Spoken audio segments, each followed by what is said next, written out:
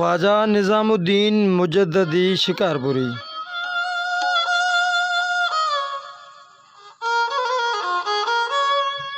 ख्वाजा निज़ामुद्दीन जी विलादत बासआदत पेशावर जे शहर में थी ऐं नंढे हूंदे पंहिंजे ॾाॾे बुज़ुर्ग जी नज़र इनायत हेठि तरबियत ऐं तालीम हासिल कयऊं। तसौफ़ ऐं सलोक जूं मंज़िलूं तय कयूं। कुझु वक़्त खां पोइ ख्वाजा ग़ुलाम मुहिउद्दीन संदसि वालिद सफ़र हज जे इरादे सां रवानो थी सिंध में वारिद थियो। साणसि 2 फ़र्ज़ंद बि हमरकाब हुआ।